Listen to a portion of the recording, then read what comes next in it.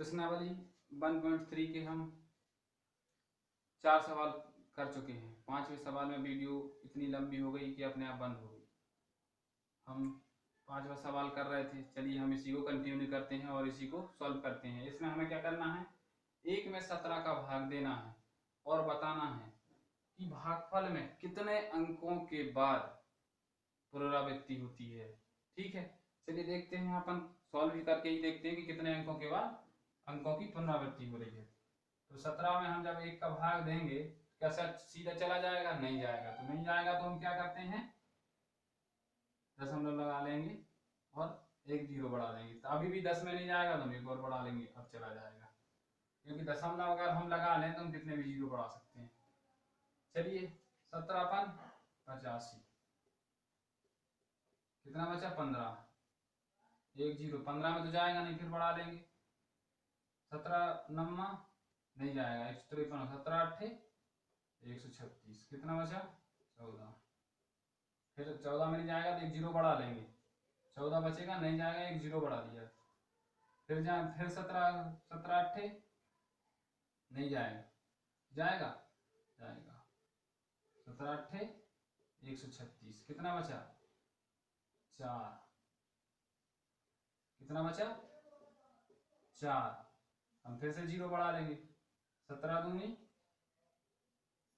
34, कितना बचा? 6, ये जीरो हो जाएगा।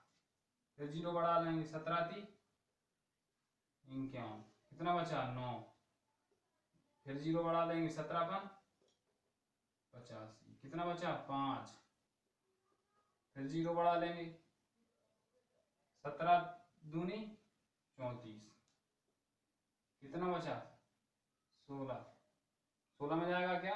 नहीं, तो एक जीरो बढ़ा लेंगे, कितना हो जाएगा? 160, 160 में अपन फिर से देंगे तो कितने बार जाएगा? 17 9 153, कितना बचा?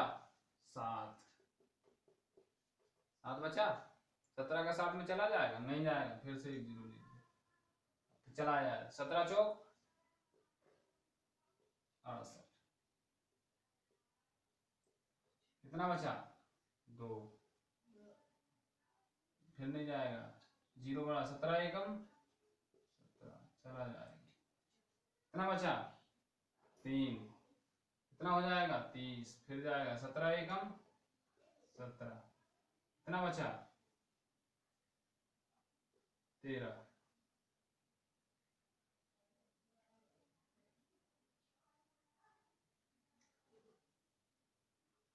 फिर से देंगे, 17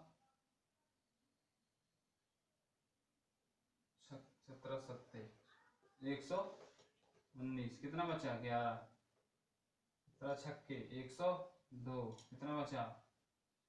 8,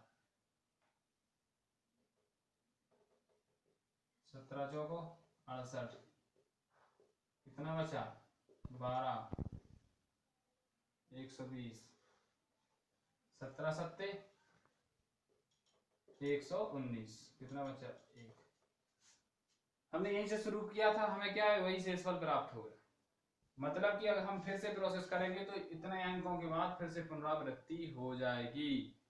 हम देखिए फिर से शेषफल अगर वही संख्या प्राप्त हो जाए जिसमें हमने भाग देना शुरू किया है, तो इसका मतलब क्या है कि भागफल के अंकों की पुनरावृत्ति अब यहाँ से प्रारंभ हो जाएगी। तो इतने अंकों के बाद इस पे हम बार लगा देंगे तो हम उत्तर, ये हमारा उत्तर हो जाएगा कि इतने अंकों के बाद अंकों की पुनरावृत्ति चालू हो जाएगी। ठीक है, ये सवाल का अभिष्ट उत्तर होगा। ठीक है, अब हम चलिए अगले सवाल पर चलते हैं।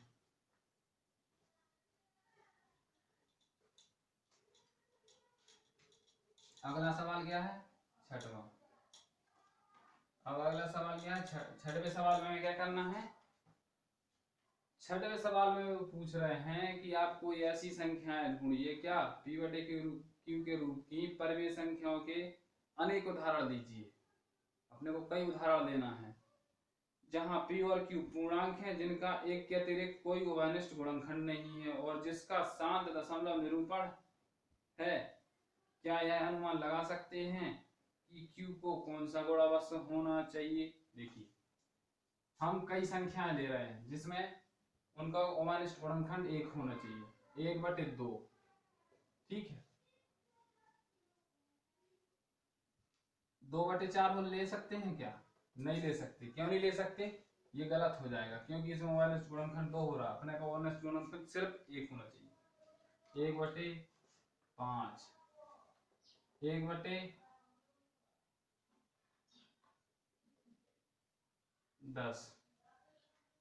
क्योंकि इनका दशमलव निरूपण शांत होना जरूरी है। ओमानिष्ट गुणनखंड सिर्फ 1 होना चाहिए सब में। ठीक है, इसलिए और हम यहाँ लिख देंगे 8/5 भी लिख सकते हैं। ठीक है, 5/2 भी लिख सकते, डॉट डॉट डॉट डॉट अनंत संख्याएं मिल जाएंगी, हम इतना ही ले लेते हैं। अब इसको हम निरूपित करेंगे तो ये 0.5 में आ जाएगा। इसको निरूपित करेंगे तो ये 0.2 आ जाएगा। इसको निरूपित करेंगे 0.1 आ जाएगा।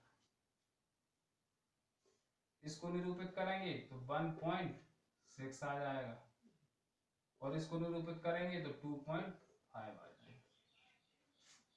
तो इससे क्या समझ में आता है?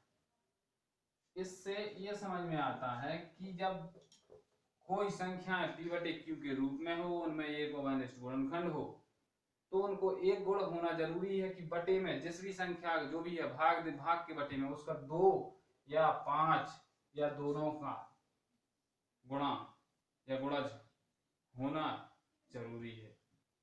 अगर ऐसा होगा तो वो इस गुण को सेटिस्फाई करेंगी। तो क्या आएगा कि संख्या के भाग में, संख्या के बटे में या संख्या के हर में 2 या 5 या दोनों का गुणज होना जरूरी है। ये हमारा उत्तर हो गया। ठीक है, आए समझ में? चलिए अब हम चलते हैं क्वेश्चन नंबर 7 पर।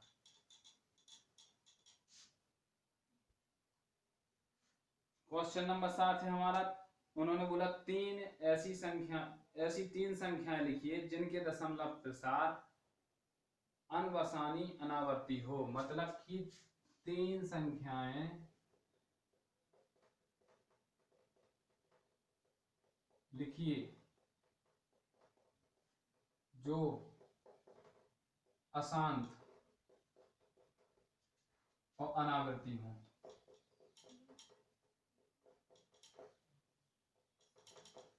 अशांत अनावर्ती मतलब अपरिमेय संख्याएं का दशमलव निरूपण।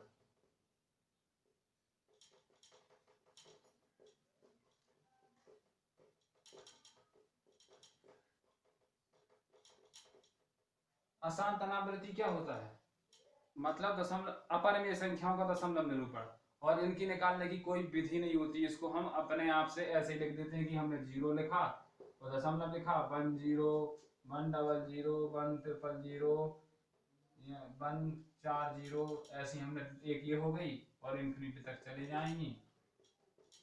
और ऐसे एक एक हो गई, दूसरी ले लेंगे हम 0.23 0 1 2 3 0 1 7 2 0 1 2 4 5 7 3 2 डॉट डॉट डॉट,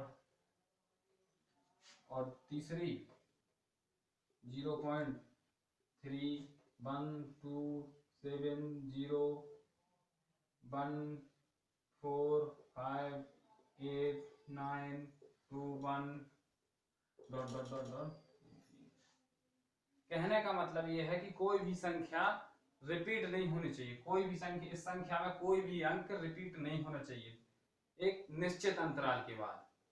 एक निश्चित अंतराल के बाद देखो, इसमें वैसे अंक तो रिपीट हो रहा है लेकिन इसमें अंतराल के बाद देखो, ये 2 अंकों के बाद ले लो, नहीं हो रहा है। यहाँ ये खत्म हो, यहाँ तक हो रहा है, यहाँ खत्म हो जा रहा है, तो यहाँ खत्म हो रहा मतलब ये प्रॉपर्टी खत्म हो गई, मतलब ये रिपीट नहीं हो रहा।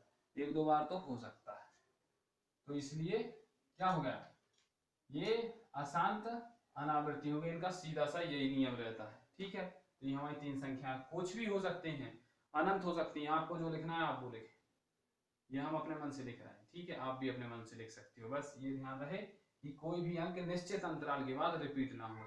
जैसे अभी शांत में क्या होता है 2 7 2 7 2 7, देखो होता हो रहा ऐसे, ऐसे नहीं होना चाहिए, यहाँ कोई भी रिपीटेशन नहीं होना चाहिए। तो ये हमारे तीन अशांत अनावृत्ति अपरमेय संख्याएं हैं जिनका दशमलव निरूपण ये है। ये हमारा क्वेश्चन नंबर कौन सा था 7, ये हमारा क्वेश्चन नंबर 7 था जिसको हमने सॉल्व कर लिया। अब अपन चलते हैं क्वेश्चन नंबर 8 पे।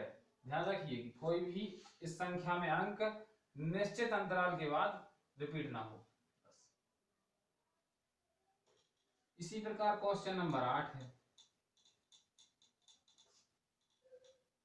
क्वेश्चन नंबर 8 क्या है? क्वेश्चन नंबर 8 5/7 और 9/11 के बीच की तीन अपरिमेय संख्याएं याद करो।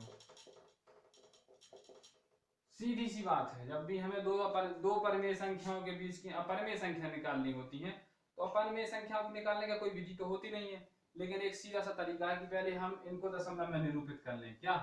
तो 5/7, 7 का भाग देंगे 5 में, ठीक है। 5 में चला जाएगा? नहीं जाएगा, दशमलव लगाया तो कितना होगा 50, 7 7 49, एक बचा 10, 7 7 49, फिर एक बार 7 3 7 चौक 28, 2 7 दून 14, 6 0 7 8 56, 4 0 7 5 35, कितना बचा 5। मतलब कि यहाँ पुनरावृत्ति होने लगी है। जिस संख्या से हमने भाग देना शुरू किया था वही हमें शेषफल प्राप्त हो गया, ये शेष है। तो हम क्या करेंगे, एक तो ये संख्या आ गई और 9/11 को भी निकाल लेंगे, 11 का भाग देंगे 9 में, जब नहीं जाएगा तो 0 लगा देंगे, 11 8 88, मतलब कि यहाँ अपन यहाँ लिख देते हैं 8 88, 2 बचे, 0 हो गया, एक बार गया, 11 9 बचे, इसका क्या हो गया रिपीटेशन हो गया।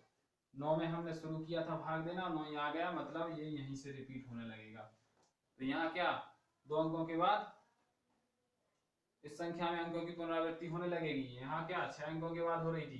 तो अब हमें क्या देखना है कि तीन परमेय संख्या निकाल लें, अपरमेय संख्या निकाल लें, इनके बीच इनकी कोई विधि तो है नहीं, बस हमें इतना ध्यान देना है कि 71 और 81 के बीच में होना चाहिए, क्योंकि अगर हम 70 ले लेंगे तो ये इससे कम हो जाएगी, या 82 ले लेंगे तो इससे बड़ी हो जाएगी। तो हम क्या 71 या 81, 71 और 81 के बीच में होनी चाहिए।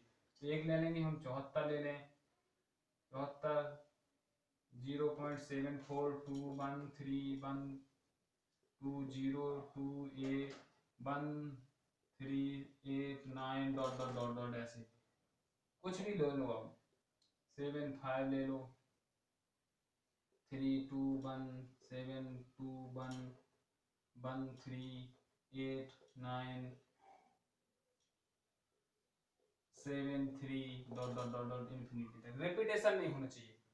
तीसरी 75 ले लो, अपन ने 76 भी ले लो, 78 ले लो, 79 ले लो, 78 ले लो, मतलब बस इन ध्यान रखें कि इन संख्याओं के बीच में, इन दोनों के बीच में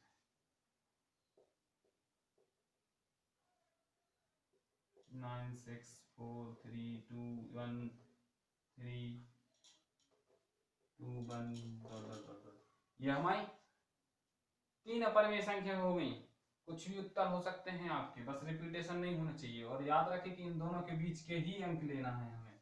तो 74 75 76 77 78 79 और 80, मतलब कि ये सब 81 और 71 और 81 के बीच की संख्या है। इनको हम किसी को भी लिख सकते हैं, कितनी भी अपरिमेय संख्या हो। ठीक है, आया समझ में? ये हमारा सवाल यहाँ सॉल्व होता है। बहुत ही इजी सवाल है। क्या करेंगे, पहले दोनों का दशमलव निरूपण करेंगे, दोनों के बीच को अंतर को देखेंगे कि इनके बीच में कौन सी है, और उनमें से कोई से भी अंतर से शुरू करके हम कोई से भी अंक से शुरू करके ले लेंगे। 71 से बड़ा हो और 81 से छोटा हो। 75। ठीक है, अब आइए चलिए चलते हैं प्रश्न नंबर 9 पर।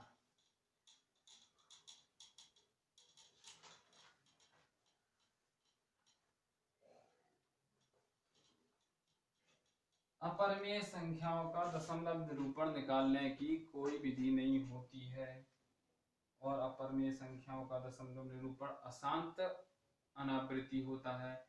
ना तो उसमें शेषफल 0 प्राप्त होता है और ना ही अंकों की पुनरावृत्ति होती है निश्चित अंतराल के बाद। चलिए प्रश्न नंबर 9 को हम सॉल्व करते हैं। इसमें हमसे पूछा गया है कि बताइए संख्याओं में कौन कौन सी परिमेय है कौन सी अपरिमेय है, जिसमें से 4 संख्याएं पूछी है। पहली क्या है, √2 3। दूसरी क्या है, √2 2 5। तीसरी क्या है, 0.396। 0.396 ये 3796 सॉरी। और चौथी है 7.478478। और पांचवी है 1.10 1.10 1.00 1.30 1.40 डॉट ऐसे इंफिनिटी तक चली जाएगी। तो अब हमें इनमें से बताना कौन परिमेय है कौन अपरिमेय है। बता सकते हो क्या, ये कौन क्या है, √23 इसका वर्गमूल होता है क्या, नहीं होता है, तो ये क्या हो जाएगी, अपरिमेय हो जाएगी। √225 काय का वर्गमूल होगा, 15 15 225, इसका उत्तर 15 है। 15 क्या है, परिमेय संख्या है, तो ये परिमेय हो गई। 0.3796 आपको देखने से ही पता चलता है, ना तो अंकों की पुनरावृत्ति हो रही है और इसका क्या दशमलव निरूपण क्या है, शांत है। क्या है, शांत। और शांत है तो इसको हम सीधे तरीके से निरूपित कर सकते हैं, या 3796 दशमलव हटाएंगे तो यहाँ 4 0 हो जाएंगे। ठीक है, तो ये क्या हो गई, सीधे से ही समझ में आ जाता है कि जिन संख्याओं का दशमलव निरूपण शांत होता है वे क्या होती हैं, परिमेय संख्याएं। ये क्या हो गई, परिमेय, क्योंकि इसका दशमलव निरूपण शांत है। इसका भी दशमलव निरूपण क्या है, शांत है। सीधे से देख के ही आप मारो, शांत और अशांत ध्यान में रखो और सीधे से, क्योंकि यहाँ ना तो पुनरावृत्ति हो रही है 478 हाँ पुनरावृत्ति तो हो रही है, लेकिन ये क्या है, अशांत आवृत्ति है। देखो यहाँ 3 अंकों की आवृत्ति हो रही है। जब अशांत आवृत्ति हो संख्या तो क्या होती है, ये भी परिमेय होती है, परिमेय संख्या होती है। ठीक है, और ये क्या है, जिस संख्या का निरूपण अशांत हो और अनावृत्ति हो, जिसमें अंकों की एक निश्चित अंतराल के बाद आवृत्ति ना हो, तो वो क्या होता है, अपरिमेय होता है। क्या होता है, अपरिमेय। तो इस तरह से हमारी ये प्रश्नावली 1.3 यहाँ समाप्त होती है। अब आगे की प्रश्नावली हम आगे देखेंगे।